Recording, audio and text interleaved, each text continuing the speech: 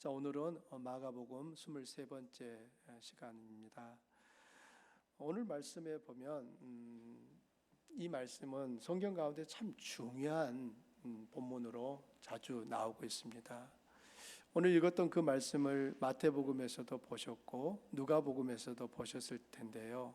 이 마가는 동일한 이 본문을 기록하면서 마태와 또 누가와 조금 다르게 기록하는 부분들이 있습니다. 그래서 오늘 저는 여러분과 함께 이 신앙 고백과 제자의 길에 대한 부분을 함께 나누려고 합니다. 예수님께서 제자들과 함께 가이사랴 빌립보 지방으로 가시면서 제자들에게 물으셨습니다. 사람들이 나를 누구라 하느냐?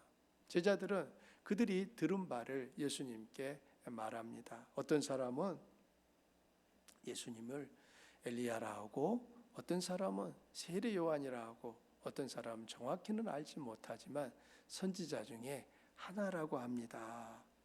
각각 이런 이제 대답들을 했습니다. 예수님께서 제자들에게 사람들이 나를 누구냐라고 물으셨던 것은 단순한 호기심에서 나온 말씀은 아니었어요. 예수님은 당신이 누구신지에 대한 올바른 그 고백이 있어야만 그분을 따르는 삶을 결정짓는 근본적인 질문이 되었기 때문이었습니다. 오늘 말씀은 우리에게도 동일하게 묻습니다. 너희는 나를 누구라 하느냐? 우리가 어떤 신앙 고백을 하느냐에 따라 그 고백에 맞는 삶을 살 수 있느냐에 따라 우리 믿음이 진짜인지 아닌지가 드러나게 됩니다. 저는 다시 한번 오늘 이 시간을 통하여 저도 여러분도 우리가 정말 우리가 고백하는 바가 진짜인지 아닌지 우리 삶을 점검하는 시간이 되면 좋겠습니다. 예수님이 제자들에게 사람들이 나를 누구라 하느냐라고 물으셨고 제자들이 대답했습니다. 세상 사람들은 예수님을 대단한 분으로 생각했던 것이 맞습니다. 하지만 거기까지예요. 그들은 예수님을 하나님의 아들로 메시아로는 고백하지 않습니다. 그때 베드로가 이렇게 말합니다. 너희는 나를 누구냐? 이 여기에 대한 답을 했습니다. 주는 그리스도십니다. 헬라어 원문대로 보면 당신은 그리스도입니다. 이렇게 대답한 거예요. 이것이 바로 신앙 고백의 핵심 고백입니다. 우리가 고백해야 되는 바른 신앙의 핵심이 바로 여기에 있어요. 당신은 그리스도십니다. 오늘날 세상은 여전히 예수님을 높이 평가합니다. 위대한 스승으로, 도덕적 지도자로, 또 종교 창시자라고 말합니다. 하지만 주님의 기대는 그것만으로는 부족하다는 것입니다. 주님께서 원하시는 대답은 당신은 그리스도십니다. 이 고백을 주님은 기대하고 요구하시는 것입니다. 여러분 어떻습니까? 주님께서 여러분에게 너희는 나를 누구라 하느냐라고 물으시면 여러분의 대답은 무엇입니까? 당신은 그리스도십니다. 이렇게 대답하시겠습니까? 여기서 이 그리스도라고 하는 것은 헬라어잖아요. 히브리어로는 메시아입니다. 그리스도라고 하든 메시아라고 하든 그 뜻은 기름 부음을 받은 자예요. 그리고 기름 부음을 받았다는 그 자체로 구원자라고 하는 의미를 담고 있습니다. 그러므로 예수님을 향하여 당신은 그리스도십니다. 이 말을 했다는 것은 당신이 바로 구원자이십니다. 이 고백을 하는 것입니다.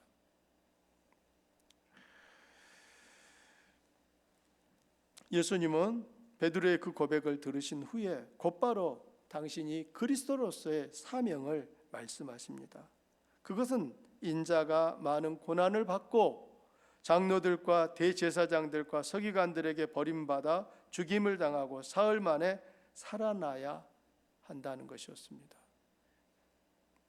여러분 좀 이상하지요? 왜 그리스도가 고난을 받아야 되고 죽어야 되고 무덤에 묻히셔야 되는 이런 일들을 겪어야 되는 것입니까? 베드로는 그 말을 듣자마자 이해가 안 됐습니다. 그는 예수님을 붙잡고 항변했습니다. 여기서 이 붙잡고 이 의미는 예수님을 지금 데리고 저편으로 간 거예요. 지금 예수님이 제자들 앞에서 고난을 받고 죽으시고 무덤에 장사될 것을 말씀하시자 베드로는 그 예수님을 끌고 지금 저만큼 예수님 저하고 좀 얘기 좀 하시죠 하고 지금 저만큼 간 거예요. 그리고 가서 예수님께 항변을 했다고 하는데 이 항변했다는 단어가 헬라어로는 에피티마오라는 단어를 씁니다. 그 말은 꾸짖다는 의미예요. 마가복음에서 이 에피티마오는 언제 쓰였냐면 예수님이 귀신 들린 사람에게서 귀신아 나가라 라고 꾸짖을 때 에피티마오라는 단어를 썼습니다. 그러니 지금 베드로가 예수님을 지금 에피티마오 하고 있는 거예요. 마치 베드로가 귀신을 꾸짖듯 지금 예수님을 꾸짖는 거예요. 우리 성경에서는 차마 제자가 선생에게 그렇게 했다라고 하는 것을 노골적으로 그렇게 번역하기가 어려우니까 그냥 항변하매 또 개역 성경에서는 간함에 이 정도로 부드럽게 표현했는데 헬라어 단어가 가지고 있는 그 뉘앙스는 훨씬 더 셉니다. 우리식으로 하면 예수님 지금 무슨 말씀을 하는 거예요? 어째 죽은다는 거예요? 예루살렘에 올라가서 왕이 되셔야지. 예루살렘에 올라가서 죽을 거면 우리가 그동안 당신을 따라서 이 고생을 죽을 고생을 하면서 왔는데 우리는 어쩌란 말이요? 지금 예수님께 이렇게 베드로가 꾸짖고 있는 것입니다. 그때 예수님이 단호하게 말씀합니다. 사탄아 내 뒤로 물러가라. 처음에는 베드로가 예수님을 꾸짖었고요. 이번에는 예수님이 베드로를 꾸짖습니다. 자, 저 본문에서 보듯이 32절에 항변이라는 이 단어와 예수님이 베드로를 꾸짖었다고 하는 이 꾸짖었다는 단어가 똑같이 에피티마오입니다. 그러니까 번역이 약간 우리 한글 성경에서는 다르게 되어 있어서 서로 다른 의미가 다른 단어가 쓰인 것처럼 생각될 수 있는데 사실은 똑같은 단어입니다. 베드로가 예수님을 에피티마오했고 다시 예수님이 지금 베드로를 에피티마오하고 있는 거예요. 베드로에게 예수님이 하신 말씀은 굉장히 충격적인 말을 하셨습니다. 사탄아 내 뒤로 물러가라. 왜 예수님이 베드로를 사탄이라고 하는 것입니까? 네가 하나님의 일을 생각하지 아니하고 도리어 사람의 일을 생각하는도다. 여러분 사탄이 하는 짓이 늘 우리는 생각할 때 뭐 삼지창 들고 아주 무서운 얼굴로 나타나가지고 어흥 하는 뭐 그런 걸 생각하는데 여러분 사탄이 하는 가장 주도적인 일은 하나님의 일을 생각지 못하게 하는 겁니다. 그럼 무엇을 생각하게 합니까? 자기 일을 생각하게 하는 거예요. 이게 사탄이 하는 일이에요. 맨 처음 조상 아담과 하와를 유혹할 때도 사탄이 하와에게 뭐라고 했습니까? 네가 이것을 먹으면 하나님처럼 된다. 그런데 하나님은 아담과 하와에게 뭐라고 하셨습니까? 절대 먹으면 안 된다라고 했잖아요.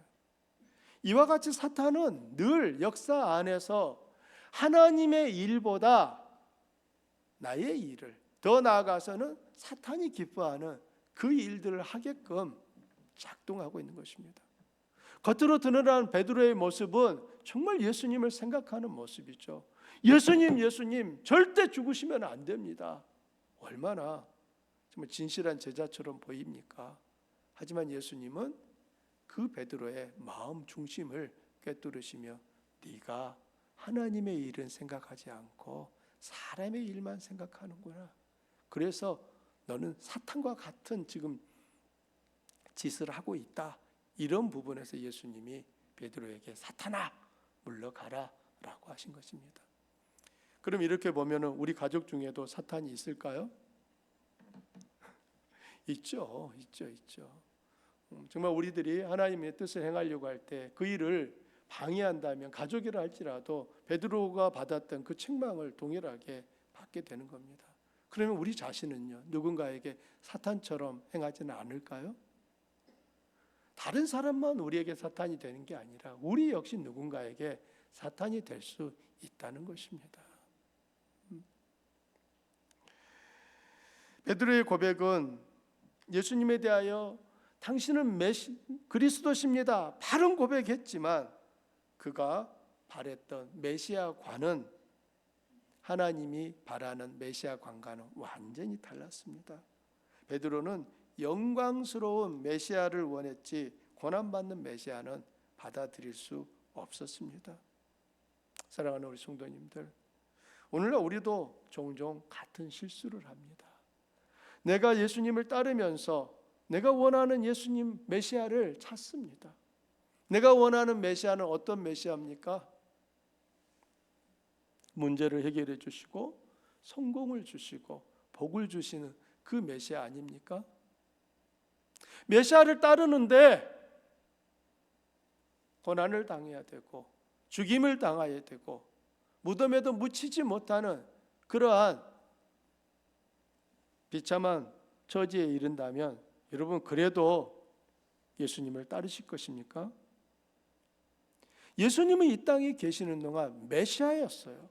메시아이신 그분은 고난의 길을 걸으셨습니다. 메시아이신 그분이 고난의 길을 피하지 않으셨다는 거예요. 그렇다면 그 메시아이신 예수님을 따르는 우리 역시 고난의 길을 피해야 될까요? 일부러 고난 받으러 들어갈 필요는 없겠지만 내게 주어진 그 고난을 피하기 위하여 주님이 걸으셨던 그 길을 회피한다면 우리를 진정한 제자라고 할 수 있겠습니까? 십자가 없이는 부활도 구원도 없습니다. 아멘입니까? 십자가 없으면 여러분 구원 없어요. 십자가 없으면 부활도 없어요. 그런데 많은 성도님들이 십자가 없는 부활을 기대하고 십자가 없는 구원을 마치 가능한 것처럼 그렇게 생각하며 신앙생활을 합니다.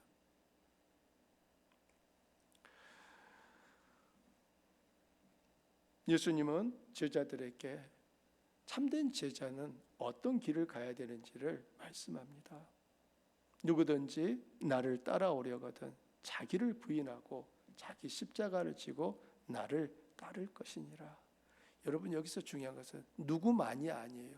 누구든지예요.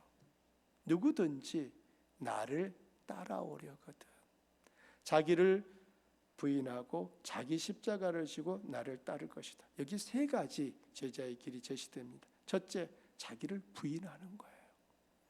여러분 자기를 부인한다는 게 무슨 뜻입니까?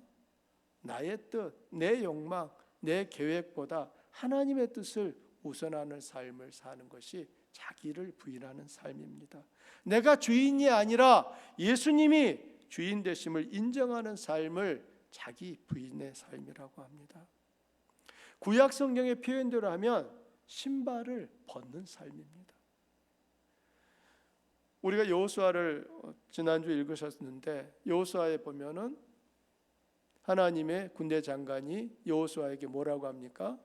내 발에서 신을 벗으라라고 합니다. 출애굽기에 보면 여호와 하나님이 모세에게 오셨을 때 모세의 이름을 부르시며 뭐 하라고 합니까? 모세야 네 발에서 신을 벗으라고 합니다. 왜 신을 벗는 일이 그토록 중요한 일입니까?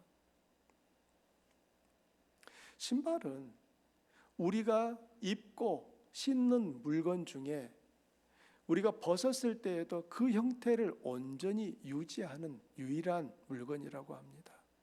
여러분 옷은 보세요. 제가 지금 슈트를 입고 있지만 이걸 벗는 순간 이 슈트는 지금의 모습이 아니라 다 구겨집니다. 다른 어떤 것도 벗었을 때 그 벗기 전의 형태를 유지하는 건 없어요. 단 신발만 그렇다는 겁니다. 따라서 신발은 성경에서 끊임없이 그 사람을 상징하는 매체로 쓰여지고 있습니다.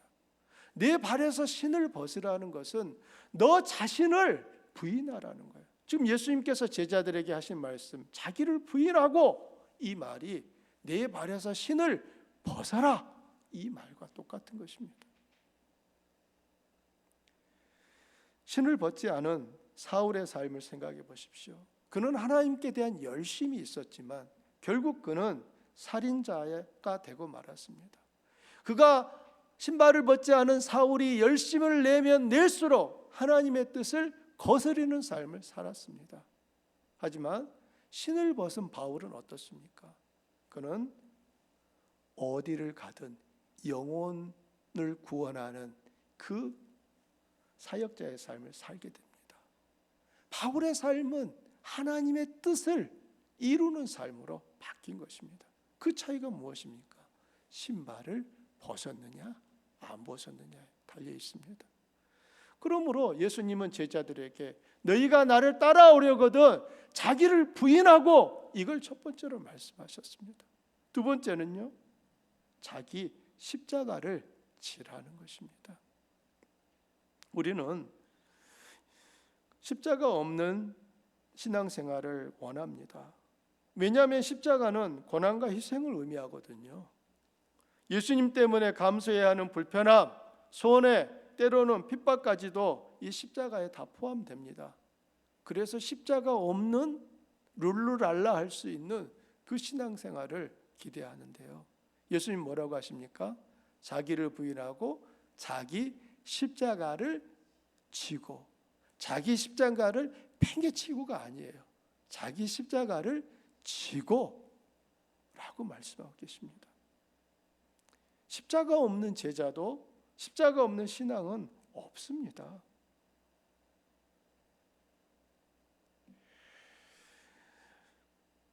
GST 신학생들의 최근 소식을 들으면서 마음이 무척 기뻤습니다. 일기 졸업생 중에 마틴이라고 하는 이 형제가 있습니다.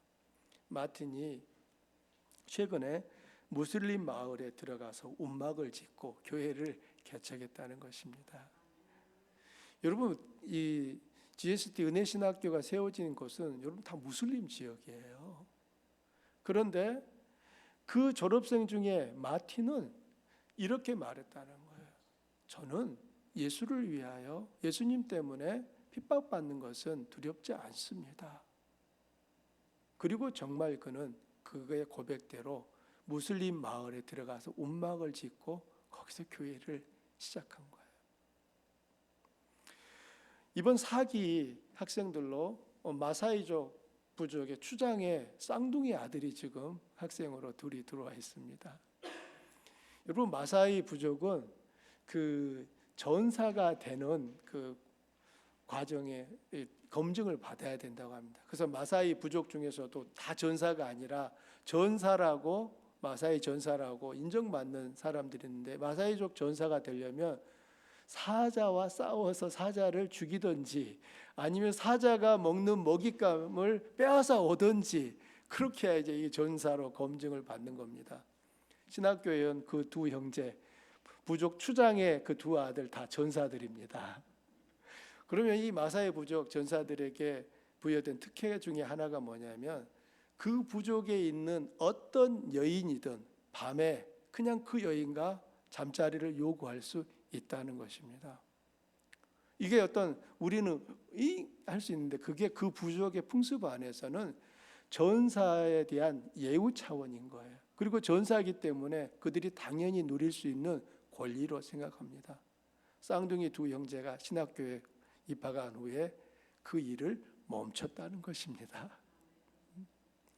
사랑하는 성도님들, 우리가 자기 십자가를 진다라고 하는 것은 우리 삶 속에 있어서 나무 모양으로 십자가를 깎아서 지고 다니는 삶이 아니라 내 삶 가운데서 십자가에 해당하는 그것을 부정하고 또 부인하지 아니하며 짊어지고 주님을 바라보며 나아가는 삶인 것입니다.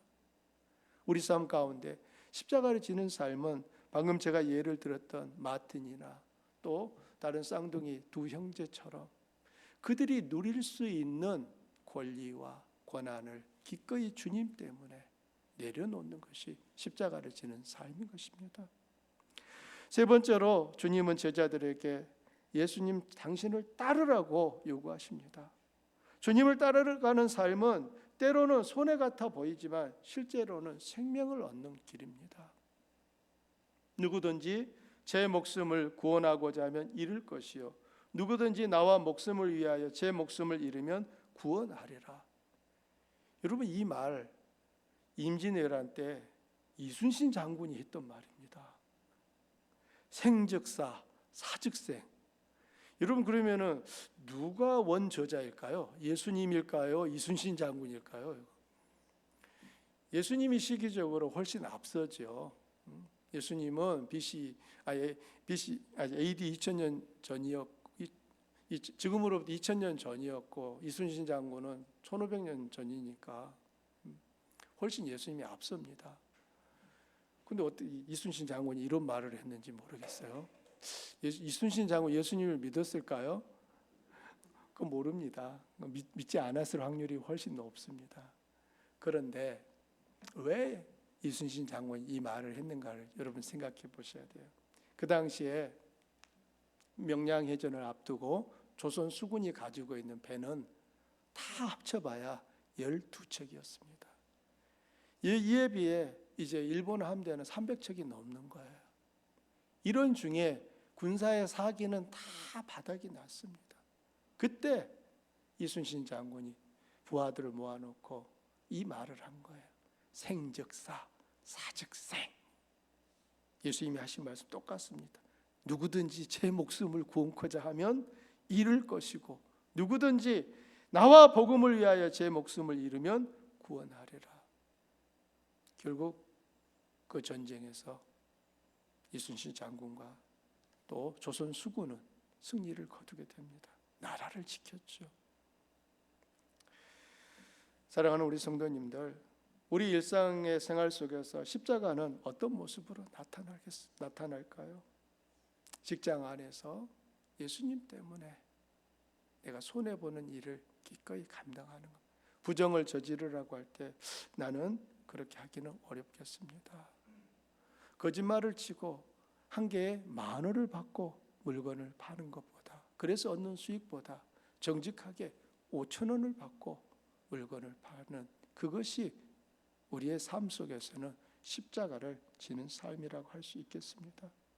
관계 안에서 끝까지 용서를 행하는 것, 신앙을 지키기 위해 세상의 조롱을 기꺼이 받아들이는 것, 그것이 우리가 바로 져야 할 십자가일 수 있다는 것입니다. 십자가를 지는 삶 결코 쉽지 않습니다. 우리 본성상 십자가 누구나 다 팽개치고 싶습니다. 하지만 십자가를 지지 않으면 참된 제자가 될 수 없습니다. 십자가를 지는 삶이어야만 참 제자의 삶입니다. 말씀의 결론입니다. 사랑하는 여러분, 오늘 본문은 우리에게 2가지 중요한 질문을 던집니다. 첫째는 너희는 나를 누구라 하느냐 라는 것입니다. 우리의 입술로 그리고 우리의 삶으로 여기에 대해 대답해야 합니다. 너희는 나를 누구라 하느냐? 너희는 나를 누구라 하느냐? 여러분 대답하셔야 돼요. 두 번째는 너는 나를 따르는 제자로서 자기 십자가를 지고 있느냐라고 물으십니다. 고백만으로는 충분하지 않습니다. 제가 십자가 지켰습니다. 아무리 간절히 기도하고 고백한다 할지라도 그것으로 충분하지 않습니다. 예수님은 단순히 우리의 문제를 해결해 주시는 분이 아니라 고난을 통해 구원을 이루신 그리스도십니다. 그렇다면 그분이 말씀하신 대로 우리는 십자가를 기꺼이 지는 그 삶을 살아야 될 것입니다. 그러므로 오늘 우리도 다시 다짐합니다. 예수님을 주와 그리스도로 고백하며 나의 십자가를 지고 끝까지 주님을 따르는 참된 제자의 길을 걷겠습니다. 이 예배 속에서 우리가 주님 앞에 드려야 될 대답이라고 생각합니다. 우리 말씀 생각하면서 함께 기도하겠습니다.